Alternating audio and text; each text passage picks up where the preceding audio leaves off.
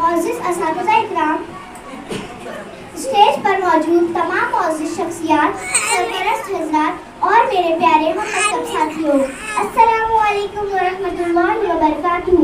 خدا تجھے کسی طوفان سے آشنا کر دے، خدا تجھے کسی طوفان سے آشنا کر دے کہ تیرے بحر کے موجوں میں اضطراب نہیں۔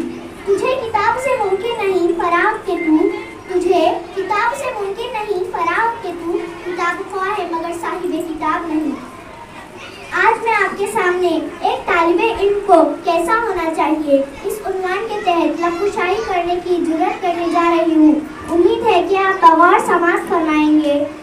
سب سے پہلے ہمیں سمجھنا ہوگا کہ طالب علم اس لفظ کے معنی کیا ہے۔ طالب یعنی طلبگار، مانگنے والا، حاصل کرنے والا۔ طالب علم یعنی علم کا حاصل کرنے والا، علم کا طلبگار۔ اب ہم چلتے ہیں علم اس لفظ کی طرف۔ علم کیا ہے، اس کی حد کہاں سے شروع ہوتی ہے اور کہاں پر ختم ہوتی ہے، کیا کوئی بتا سکتا ہے؟ بے شک نہیں۔ علم ایک ایسا لامحدود خزانہ ہے جس کو جتنا حاصل کیا جائے اتنی ہی اس کی وسعت ہوتی جاتی ہے۔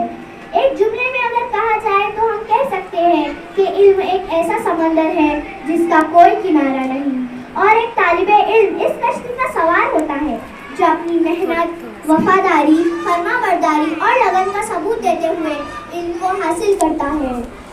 ایک طالب علم میں بہت ساری خصوصیت ہونی چاہیے جن میں سے میں کچھ آپ کے سامنے رکھنا چاہتی ہوں۔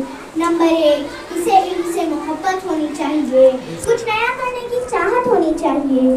نمبر 2، ایک طالب علم کو وقت کا پابند ہونا چاہیے۔ نمبر 3، اسے اپنے اساتذہ کا احترام کرنا چاہیے۔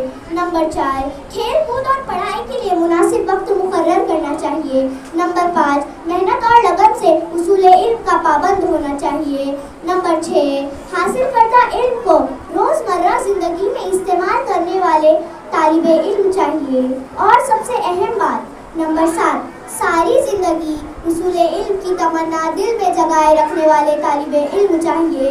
یہ چند خوبیاں تھیں جو ایک مثالی طالب علم میں ہونی چاہیے۔ آخر میں ایک شعر سے طالب علم کی زندگی کو بیان کرتی ہوں۔ ہمیں دنیا سے کیا مطلب، مدرسہ ہے وطن اپنا۔ ہمیں دنیا سے کیا مطلب، مدرسہ ہے وطن اپنا۔ مریں گے ہم کتابوں پر، ورق ہوگا کفن اپنا۔ اتنا کہہ کر میں اپنی جگہ لینا چاہتی ہوں۔